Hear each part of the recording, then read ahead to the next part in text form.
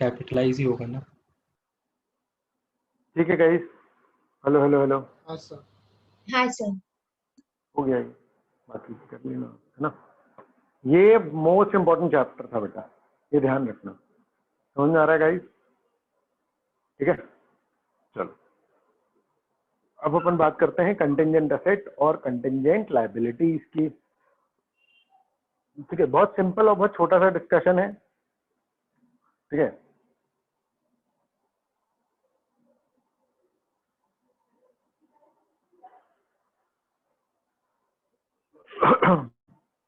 Hello hello hello, yes sir. हाँ sir.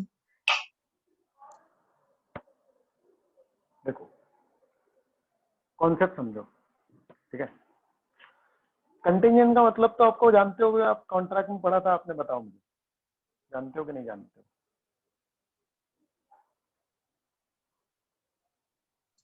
Contingent, हाँ sir, जानते हैं। कंटिंजेंट, हाँ क्या जानते हो?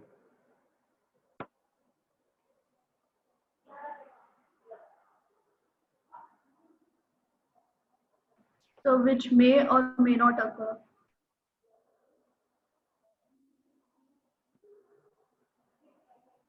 ठीक है, तो कंटिंजेंट लायबिलिटी का मतलब क्या होगा?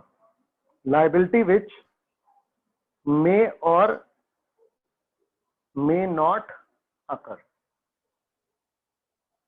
हेलो हेलो हेलो, जैसे कि ऐसे कैसे हो सकता है कि लायबिलिटी मे और मे नॉट अकर? हो सकता है लायबिलिटी आए, हो सकता है लायबिलिटी ना आए। बताओ बताओ बताओ।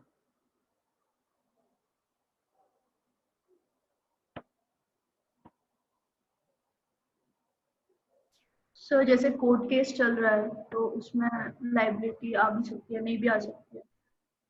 बहुत ही बढ़िया, और यही चीज तो कंटिंजेंट एसेट भी हो सकता है ना, क्योंकि हो सकता है आपने केस किया हो तो आप जीत गए, तो है कि नहीं? हाँ सर। अच्छा, हाँ सर। इसमें फर्क पता है किस बात पे पड़ता है? इसमें फर्क पड़ता है इस बात से, ठीक है ध्यान से, इसमें फर्क पड़ता है इस बात से, ठीक है, कि कितनी प्रोबेबिलिटी है। हेलो हेलो,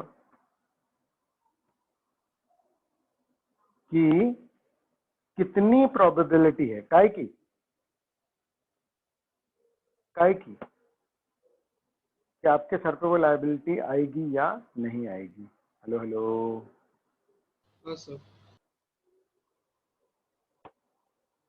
समझ आ रहा है क्या बोल रहा हूँ, है ना? तो बहुत ध्यान से पढ़ो, दो टर्म यूज होते हैं बेटा इसमें। एक टर्म है पॉसिबल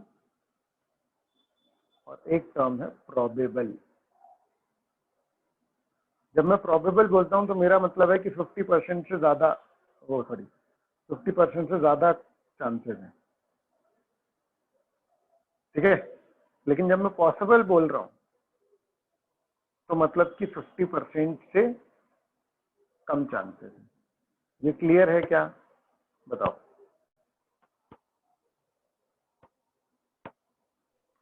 हेलो हेलो बेटा, yes sir, clear.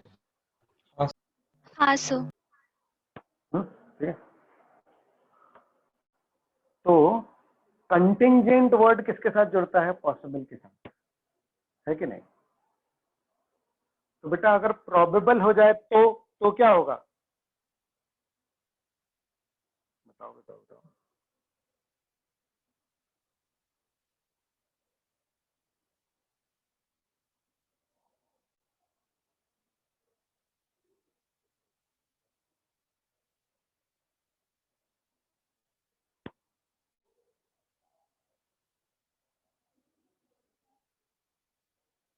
Hello hello,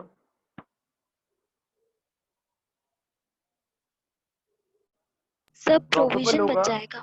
बहुत ही बढ़िया यार, शानदार, बहुत ही बढ़िया। किसने बोला ये?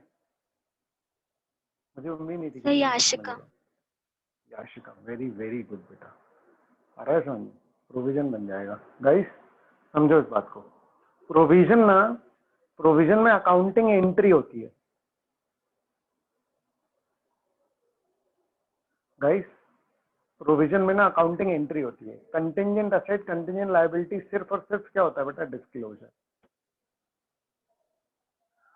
अकाउंटिंग एंट्री नहीं होती।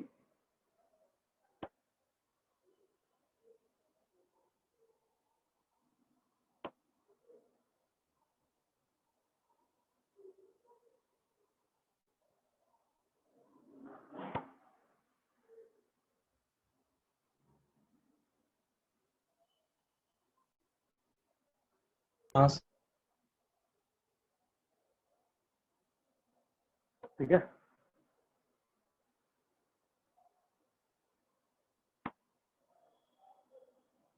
ठीक है। कंटिंजेंट असेट, ठीक है, देखो जरा, कंटिंजेंट असेट में भी defined as a possible asset arising from events, ठीक है ना। ये बहुत सिंपल है यार, देखो समझो, इसमें इतनी कहानी की जरूरत नहीं है। ये सिंपल है, कोई भी इवेंट वगैरह के चक्कर में अगर मान लो आपके पास कोई एसेट आ सकता है, पॉसिबल एसेट, तो उसको कंटिंजेंट एसेट कहते हैं। अब उसका डिस्क्लोजर कर सकते हो और नहीं भी कर सकते हो, क्योंकि कंजर्वेटिज्म जो है प्रिंसिपल, वो क्या कहता है कि भैया देखो, पॉसिबल एसेट पॉसिबल उनको मत दिखाओ। कंटिंजेंट लायबिलिटी को मैं इसलिए शो कर देता हूँ क्योंकि डिस्क्लोजर आना है बस, अकाउंटिंग एंट्री तो होनी नहीं है। हेलो हेलो हेलो, है ना। सर।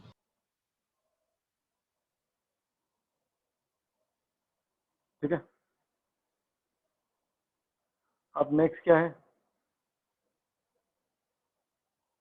Contingent liability. ये बहुत इंपॉर्टेंट है। अगेन जो कैपिटल एक्सपेंडिचर, रेवेन्यू एक्सपेंडिचर, उसके बाद सेकंड नंबर पे इंपॉर्टेंट कॉन्सेप्ट यही है। ठीक है, कंटिंजेंट लायबिलिटी को कैसे डिफाइन करोगे, पॉसिबल ऑब्लिगेशन, है ना। पास्ट इवेंट जो होता है, existence of which will be confirmed only by the occurrence और नॉन अकरेंस ऑफ वन और मोर अनसर्टेन फ्यूचर इवेंट। मतलब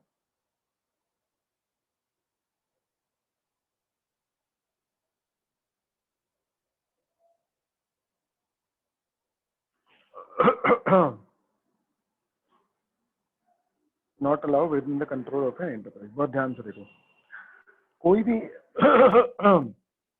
इवेंट हो चुका है, लेकिन existence of liability will be confirmed only by the occurrence or non occurrence of a future event।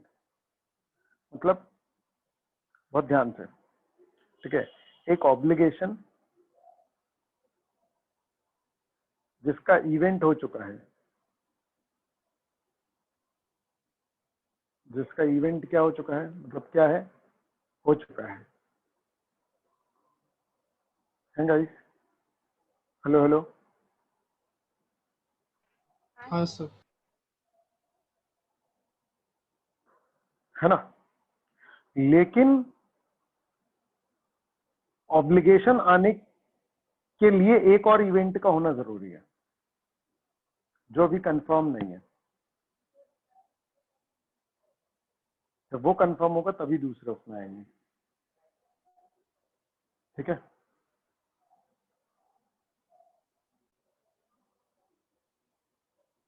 Yes.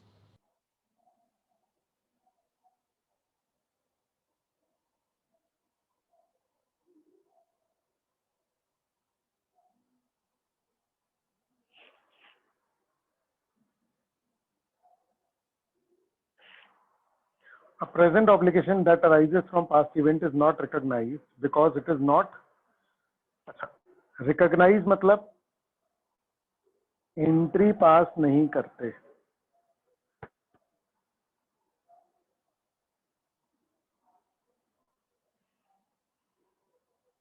ठीक है, क्योंकि ये प्रोबेबल नहीं है। हेलो हेलो हेलो, है ना।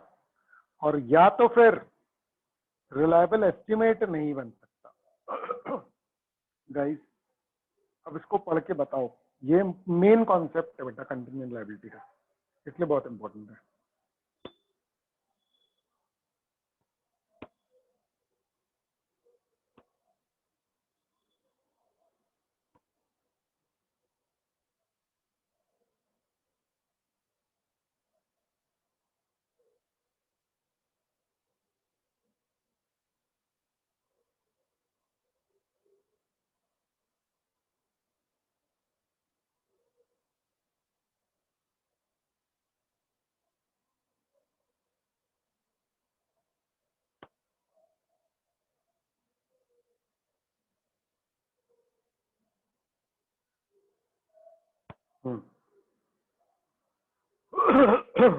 कॉन्सेप्ट पूरा क्रिस्टल क्लियर हो जाना चाहिए आप लोगों को।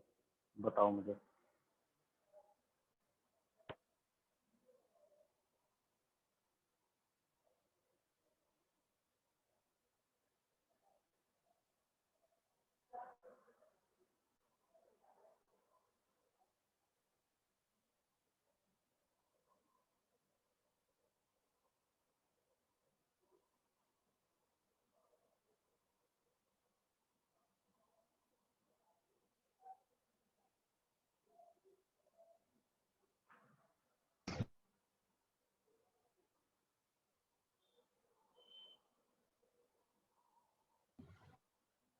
सर बी के सेकंड वाले का ये मतलब होगा कि जो ऑब्लिगेशन आएगी अपन उसका एस्टिमेट नहीं लगा सकते प्रॉपर। जैसे अपन ने कोर्ट में केस किया कि भाई हम तो कोल्ड ड्रिंक पी रहे थे, उसमें छिपकली निकली, ठीक है, तो तुमने केस किया तो कितने पैसे मांगोगे और कितने पैसे मिलेंगे, सब सर उसका अनसर्टेन है, कुछ, हाँ सर, है ना। ठीक है, हो सकता है तुमने 5 करोड़ मांगे, हो सकता है तुमको 50 रुपए मिल जाए, तो कंटिजेंट है ना, समझ गए।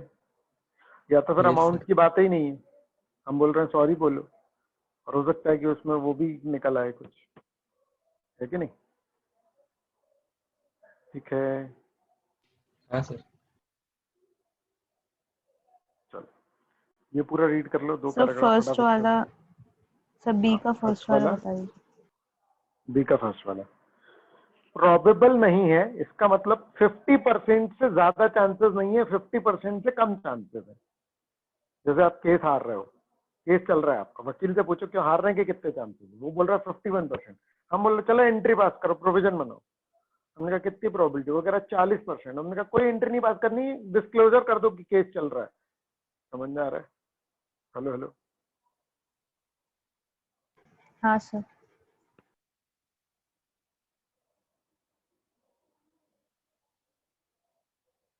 ठीक है,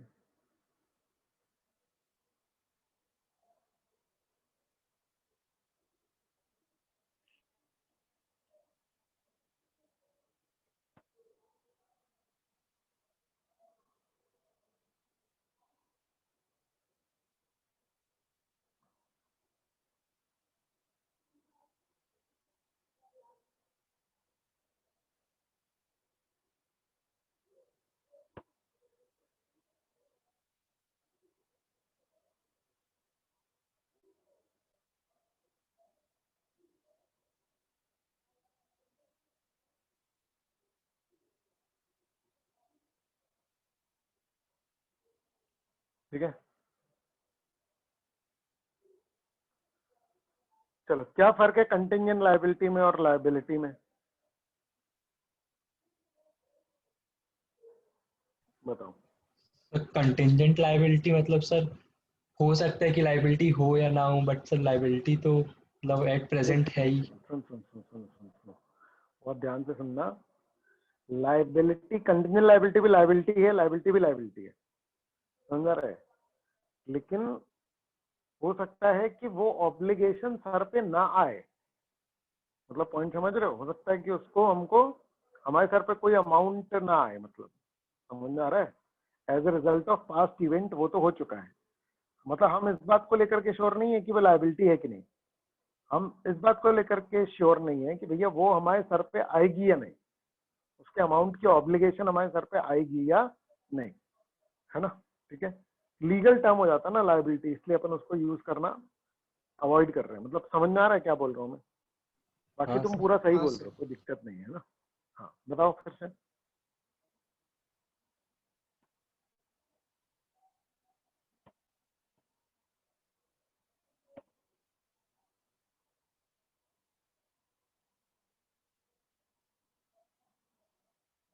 हेलो, हाँ सर।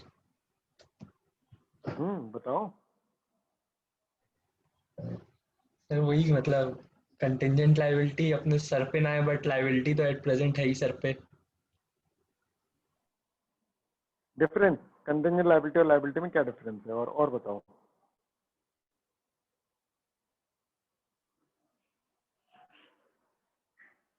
चलो ठीक है, एक तो अपन मीनिंग में बता देंगे, दूसरा अपन एग्जांपल्स बता देंगे कि भाई देखो क्रेडिटर्स हैं वो लायबिलिटी है, लेकिन कोई कोर्ट केस चल रहा है तो वो कंटिंजेंट लायबिलिटी है।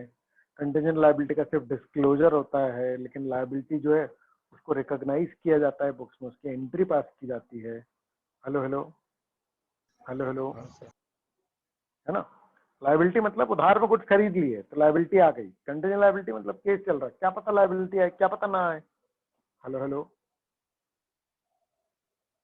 हाँ hello hello guys, yes sir. ठीक है ना। कंटिंजेंट लायबिलिटी और प्रोविजन में क्या अंतर है, उसके लिए अपने को ये समझना पड़ेगा कि प्रोविजंस क्या कहलाते हैं, बताओ।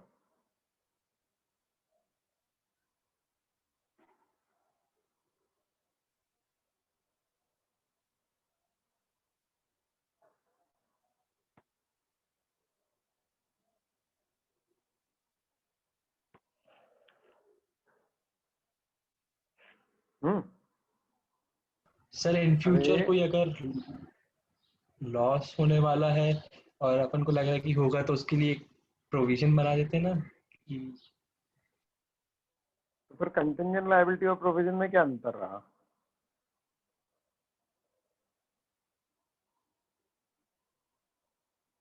देखो एक तो कंटिंजेंट लायबिलिटी 50%, कंटिंजेंट लायबिलिटी 50% से कम होती है, तो 50% से ऊपर अगर प्रोबेबिलिटी होगी तो वो क्या कहलाएगा, प्रोविजन। ठीक है ना। अच्छा मीटिंग ओवर होने वाली है, जल्दी से बताओ।